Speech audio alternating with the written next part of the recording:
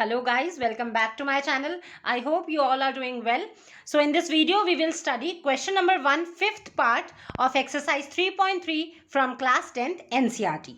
So question is same, solve the following pair of linear equations by the substitution method. तो आपको pair of linear equations given है, आपको substitution method से find out करना है. So these are the linear equations. सबसे पहले आप देखेंगे क्योंकि ये linear equation already simplified form में है, कोई decimal या फिर आपका फ्रैक्शनल फॉर्म में नहीं है. दैट मीन्स इसको आप equation number 1 and equation number 2 इसे आप एज्यूम कर लेंगे. राइट अब सब्स्टिट्यूशन मेथड क्या होता है, इन दोनों इक्वेशन में से किसी एक इक्वेशन से किसी एक वेरिएबल की वैल्यू फाइंड आउट करके आप दूसरी इक्वेशन में पुट करते हैं. तो मैं यहाँ पे इक्वेशन नंबर 2 से निकाल लेती हूँ. Why I am choosing equation number 2. See मैंने आपको बताया था सबसे पहली चीज जो चेक करने के लिए होती है वो आप चेक करें क्या वेरिएबल का कोफिशिएंट 1 है. अगर जिस वेरिएबल का कोफिशिएंट 1 होता है वहां से इजी रहता है वैल्यू निकालना. बट यहाँ पे आप देख रहे हैं दोनों इक्वेशन में यहाँ पे रूट में है वेरिएबल के कोफिशिएंट जो है रूट्स में है, तो दोनों सेम ही है इक्वेशन. फिर सेकेंड चीज आप चेक करेंगे कि अगर कोई वेरिएबल नेगेटिव में है, ठीक है, नेगेटिव में है तो आप उसको कंसिडर कर लो बिकॉज वो दूसरी साइड जाके पॉजिटिव बन जाता है. तो मैंने इसलिए इक्वेशन नंबर 2 सेलेक्ट करा है क्योंकि यहाँ पे रूट 8y माइनस का है, तो जब ये माइनस रूट 8y इस साइड जाएगा राइट साइड, ये पॉजिटिव का बन जाएगा. तो यहाँ पे कंपैरेटिवली इजी रहेगा वैल्यू सब्स्टिट्यूट करना. रादर अगर मैं इसको ले जाऊँ तो ये माइनस का रूट 3y बन जाएगा उस साइड जाके, वो कैलकुलेशन को थोड़ा टफ बना सकता है. तो हम क्या करेंगे, इक्वेशन नंबर 2 से वैल्यू निकाल लेते हैं, हम रूट 8y को उस साइड ले जाएंगे. Right, so now write down from equation number 2 we have, so क्या है हमारे पास, under root 3x minus under root 8y equals to 0 ये है. सो यहाँ पे क्या करेंगे, root 3x is equals to, जब minus root 8y right side में शिफ्ट होएगा इसका साइन पॉजिटिव बन जाएगा, यानी कि प्लस का रूट 8y, तो ये प्लस लिखने की नीड नहीं है, रूट 8y. अब आपको वेरिएबल की वैल्यू फाइंड आउट करनी है. दैट मीन्स ये जो x के साथ कोफिशिएंट लगा हुआ है रूट 3, इसको आप अदर साइड डिनोमिनेटर में ले जाएंगे क्योंकि जो मल्टीप्लाई में नंबर होता है वो अदर साइड जाके डिवाइड में कन्वर्ट हो जाता है, और अगर डिवाइड में है तो मल्टीप्लाई में. तो यहाँ से आपने x की वैल्यू निकाल दी, रूट 8 अपॉन ये रूट 3 नीचे आ गया एंड y. तो एक वेरिएबल की वैल्यू दूसरे के टर्म्स में लिख दी. तो अब इस इक्वेशन को एज्यूम कर लेते हैं, let's say it as equation number 3. Now we will substitute this value of x, जो हमने एक वेरिएबल की वैल्यू निकाली है उसको इक्वेशन नंबर 1 में पुट करेंगे. जिस इक्वेशन से आपने वैल्यू निकाली है उसमें पुट नहीं करना, उससे अदर इक्वेशन में. So write down substitute this value of x, ये जो हमने वैल्यू ऑफ x निकाली है इसे कहाँ पुट करें, इन इक्वेशन नंबर 1 में. राइट, सो इक्वेशन 1 क्या है, सो रीराइट कर लो, root 2x plus root 3y equals to 0, ये इक्वेशन थी. सो जहाँ पे x है वहाँ पे आप ये सब्स्टिट्यूट कर दो value. So root 2 into X की वैल्यू क्या है, root 8 upon root 3 into Y plus root 3y equals to 0. Right, अब आप इसे सॉल्व करेंगे. देखिए यहाँ पे दो रूट में है, ठीक है, दो नंबर्स रूट में है, तो आपको पता है, देखिए मैं यहाँ पे करके दिखाती हूँ.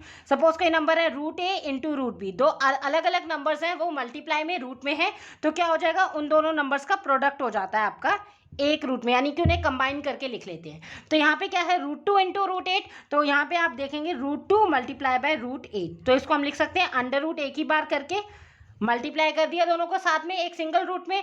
2 इंटू 8 मतलब रूट 16, और 16 किसका फैक्टर होता है, मतलब रूट किसका होता है, 4 का, क्योंकि 16 को आप लिख सकते हो ना 4 इंटू 4. अब ये पेयर में बन गया तो रूट से बाहर आ जाएगा, सो ये हो गया 4. तो सॉल्व करने के बाद रूट 2 इंटू रूट 8 की वैल्यू कितनी आई, 4. तो यहाँ पे मैं डायरेक्ट लिख रही हूँ, आप इसको साइड में ऐसे सॉल्व करके दिखा सकते हैं. सो यहाँ पे ये हो गया रूट 2 इंटू रूट 8 हो गया 4 upon this is root 3, denominator as it is y plus root 3y equals to 0. अब ये जो इक्वेशन है आपकी y वेरिएबल के टर्म्स में हो गई.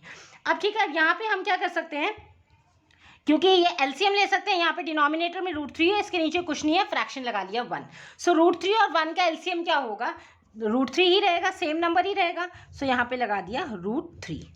ओके, अब यहाँ देखिए जैसे आप चेक करते हैं, डिनोमिनेटर को चेक करेंगे कितने टाइम्स मल्टीपल होता है, रूट 3 है, ये भी रूट 3 है, रूट 3 1 से रूट 3 होएगा, तो 1 की इंटू न्यूमरेटर में मतलब 4y एज इट इज आ जाएगा, प्लस अब 1 कितने ज़ा √3 होगा, ऑब्वियसली √3 ज़ा, तो वो जो √3 आया उसकी मल्टीप्लाई होगी न्यूमरेटर में, तो यहाँ पे मैं आपको बता देती हूँ, तो क्या हो जाएगा, √3 की मल्टीप्लाई हो जाएगी इस √3 में। नंबर्स को देख लीजिए, तो जैसे भी आपको बताया नंबर्स को कंबाइन करके लिख सकते हैं, तो रूट में एक बार में लिख दिया 3 × 3, ठीक है। अब ये दोनों सेम नंबर्स है, पेयरिंग बन गया, तो एक रूट से बाहर आ गया तो 3, सो √3 × √3 सॉल्व करके कितना आ रहा है 3, तो यहाँ पे आपने लिख दिया 3 और साथ में है y = 0।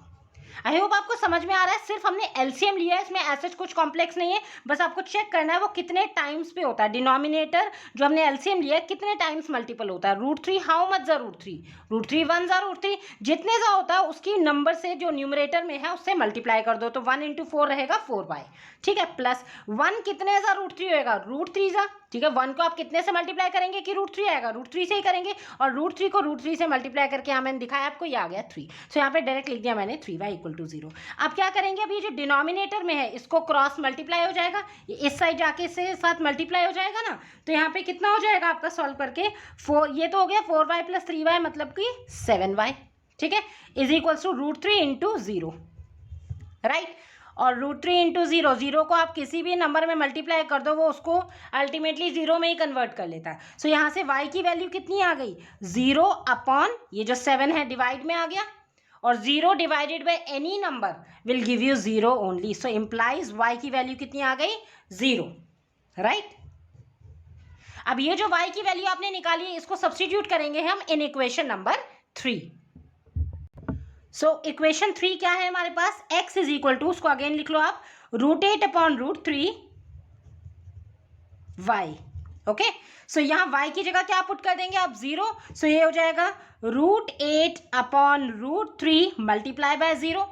अब इसको आपको सॉल्व भी करने की नीड नहीं है, बिकॉज 0 के साथ मल्टीप्लाई हो रहा है, कोई भी नंबर हो, चाहे वो रूट में हो, डेसिमल में हो, फ्रैक्शन में हो, वो सब आपका 0 में कन्वर्ट हो जाता है। सो ये सबको सब अल्टीमेटली 0 बन गया। सो यहाँ से x की वैल्यू क्या आ गई 0, right. So x = 0 and y = 0 are the required solutions. और लास्ट में ऐसे हेंस लाइन लिखेंगे, hence solution of given equation is x = 0 and y = 0। तो ये कंपल्सरी आप लास्ट में से क्लोजर भी देंगे, बिकॉज फाइनल आंसर प्रॉपर आपको लिखना है। Presentation is very much important.